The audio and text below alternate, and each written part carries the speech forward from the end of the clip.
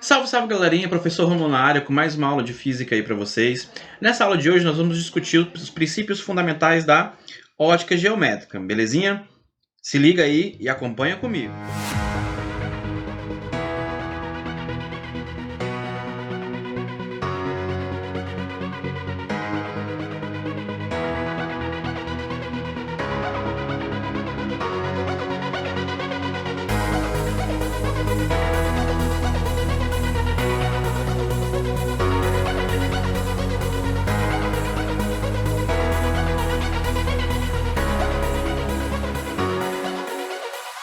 Para iniciar nossa aula, pessoal, nós vamos falar do que a ótica se encarrega de estudar. Então, a ótica é o ramo clássico da física que estuda a luz e todos os fenômenos a ela relacionados. Para ficar mais fácil o estudo da ótica, nós podemos fazer uma divisão didática do estudo da ótica em 3 etapas.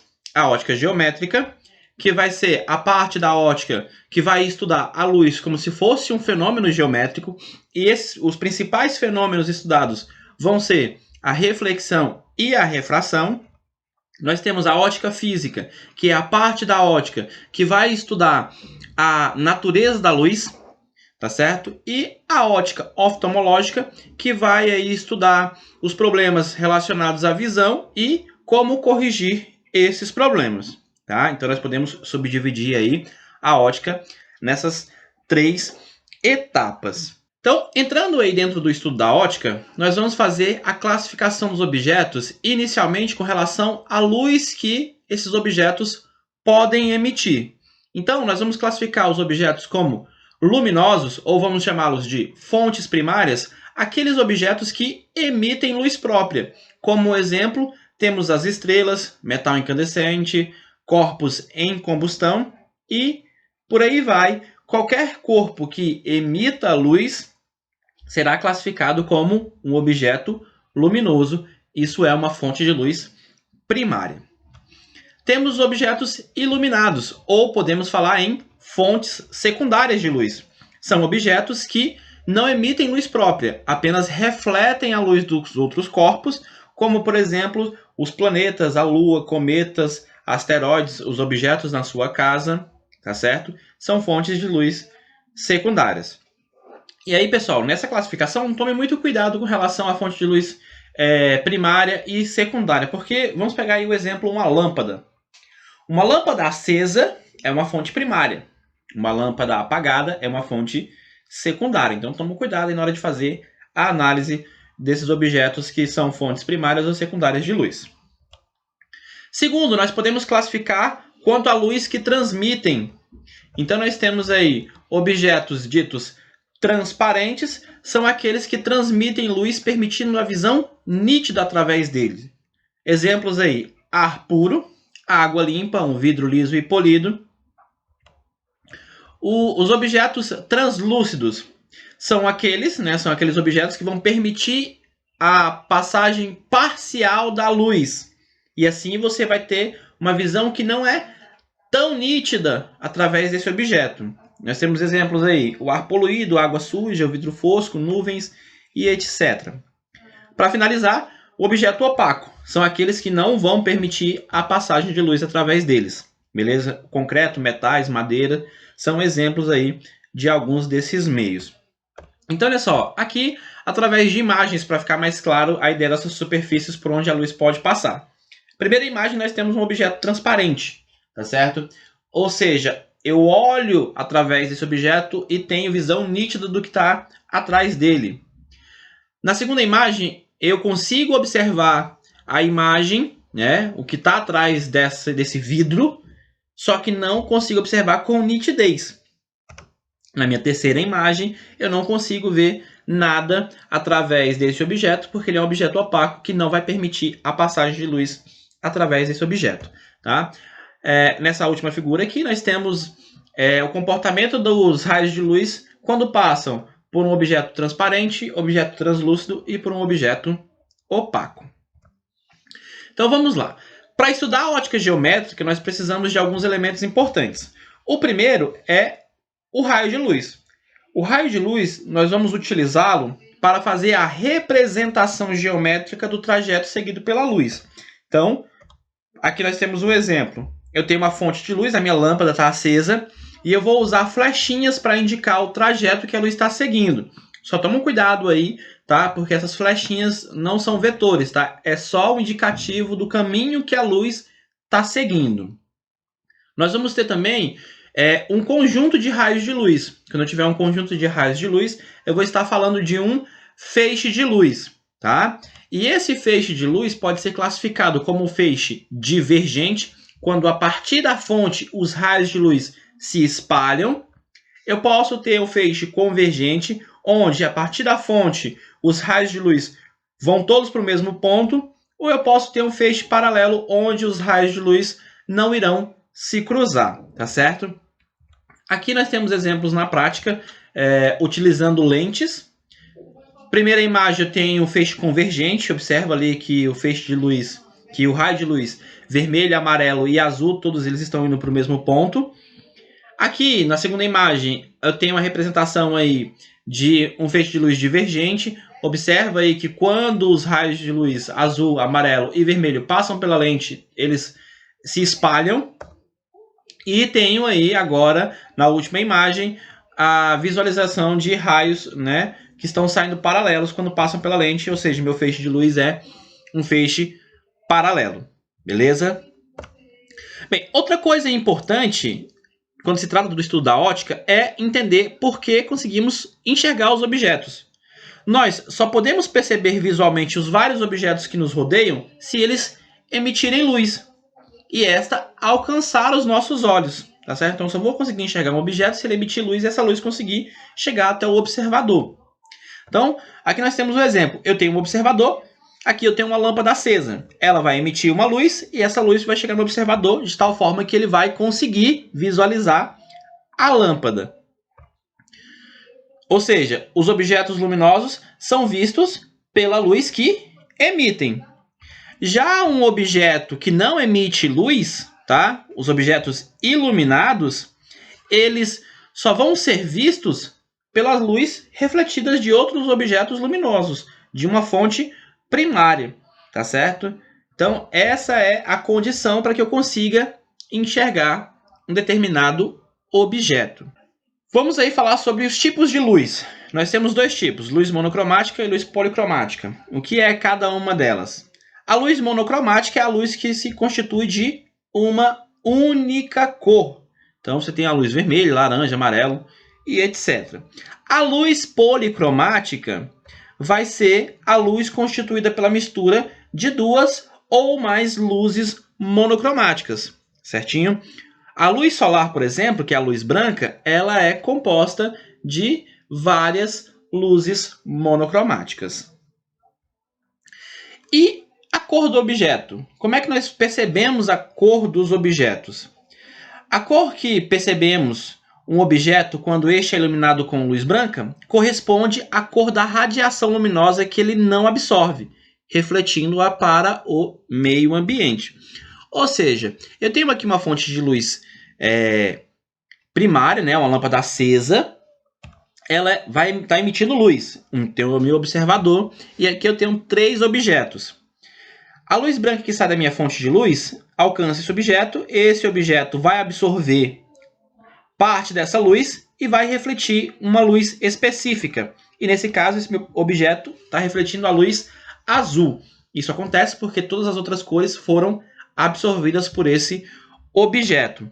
No meu segundo objeto, o observador percebe ele da coloração vermelha. E isso ocorre porque a luz branca, quando incide sobre esse objeto, tem todas as outras cores absorvidas e reflete apenas a cor vermelha.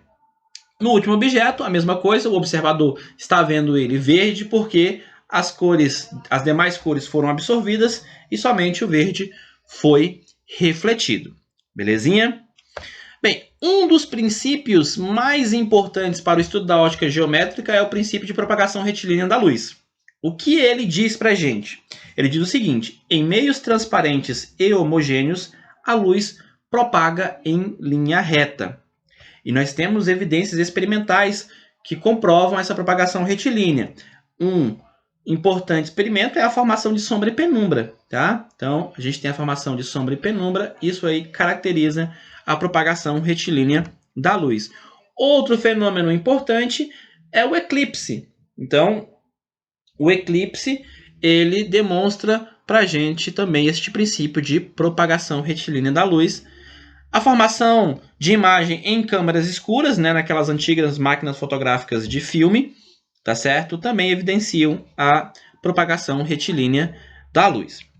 Outra coisa que a ótica geométrica se preocupa em estudar é a formação de sombra. Então, pegamos aqui o exemplo onde eu tenho uma fonte de luz pontual. Eu tenho um objeto opaco e um anteparo onde a sombra será projetada. Vou pegar aqui dois raios de luz, tá certo? Que passam ali pelo meu objeto opaco. Eu tenho uma sombra se formando. No caso de uma fonte pontual, ou seja, uma fonte cujo tamanho dela é desprezível, a fonte de luz pontual projeta uma sombra S do objeto e essa sombra fica bem definida, sem o contorno de penumbra, tá certo? Ou seja, ele bloqueia completamente a passagem de luz da fonte até o anteparo. No segundo caso, eu tenho uma fonte de luz que é uma fonte extensa. Nesse caso, o tamanho dessa fonte luminosa é relevante. E aí, quando eu faço a análise da sombra formada, eu percebo que, além da sombra, eu tenho região de penumbra. Essa região onde a luz chega de forma parcial, ou seja, sendo extensa a fonte de luz, a sombra S do objeto O não é bem definida, apresentando penumbra em seu entorno. O eclipse, que é um dos fenômenos aí que evidenciam a propagação retilínea da luz, é um fenômeno interessante de se analisar. Então eu tenho aqui em primeira imagem o Sol, depois a Lua e a Terra, tá certo? Então a Lua vai se comportar como objeto opaco, que vai bloquear a luz que chega a uma certa região da Terra. Essa região onde a Lua bloqueia completamente a passagem de luz vai observar um eclipse total. Onde chega parte da luz, onde tem penumbra, essa região vai ver um eclipse parcial, tá? O outro lado da Terra está noite. Eu tenho uma região que continua sendo iluminada, porque a Lua não vai bloquear completamente a luz que chega na Terra, tá certo? Então, o eclipse total do Sol ocorre geralmente em fase de lua nova, quando o Sol, a Terra e a Lua alinham os seus centros, permitindo que a Lua projete sua sombra sobre a superfície da Terra. Esse eclipse é o solar, nós também temos o eclipse lunar. Bem, outro princípio da ótica geométrica importante é o chamado princípio de independência dos raios luminosos. O que esse princípio diz para a gente? Diz o seguinte: os raios de luz propagam-se independentemente uns dos outros, podendo mesmo se interceptarem sem que isso provoque neles qualquer alteração. Bem, como é que a gente pode exemplificar isso? Vamos pegar aqui uma imagem para entender melhor esse princípio. Eu tenho aqui uma fonte de luz, um observador. A luz emitida por esse objeto chega ao meu observador. Eu tenho um segundo objeto, tá? Tem um segundo objeto e um outro observador que enxerga a luz que este objeto está refletindo, tá? Observa que existe um ponto onde esses raios de luz se cruzam, né? Então, olha só, aqui, ó, os raios de luz se cruzaram, mas o observador 1 e o observador 2 vai enxergar tanto a imagem deste objeto como deste objeto sem interferência nenhuma, tá? Então, os observadores 1 e 2 não percebem qualquer alteração nas imagens que observam, mesmo que os raios luminosos se interceptem antes de chegar aos seus olhos, tá? Então, mesmo que um raio de luz passe pelo outro, você vai enxergar o objeto que está emitindo esse raio luminoso de forma nítida. Um outro princípio importante é o chamado princípio de reversibilidade da luz, ou da marcha inversa, tá? Que diz o seguinte: o caminho seguido pela luz entre dois pontos quaisquer é o mesmo, tanto na ida quanto na volta. Então, aqui nós temos um observador e o objeto a ser observado. Nota que em vermelho eu tenho um caminho de ida da luz, tá certo? A luz refletida pelo carinha ali bravo batendo sobre uma mesa, ela é refletida por uma superfície e chega no observador. Eu posso analisar esse caminho de forma inversa, tá? Onde o observador que emitiria uma luz e o objeto observado que receberia essa informação luminosa, beleza? Então, não importa o caminho que eu estou seguindo com relação à luz, esse caminho vai ser o mesmo. Para fechar aqui, nós vamos falar sobre a reflexão da luz, tá? A reflexão vai acontecer de duas formas distintas. A primeira, nós vamos chamar de reflexão especular ou reflexão regular. E o que caracteriza esse tipo de reflexão? Observa aqui, ó, que os meus raios luminosos, eles incidem sobre a minha superfície refletora de forma paralela. Eles batem e são refletidos. Quando eles são refletidos, eles seguem o caminho de forma paralela. Então, isso aí é o que vai definir a reflexão que nós chamamos de especular ou regular. E esse tipo de reflexão só vai ocorrer em fontes de reflexão muito lisa, tá? Eu tenho que ter uma superfície refletora muito lisa, como um espelho, tá? O metal bem polido. Só nesses meios é que vai ocorrer esse tipo de reflexão. Se a superfície refletora não for bem lisa e polida, nós vamos ter a reflexão chamada de reflexão difusa.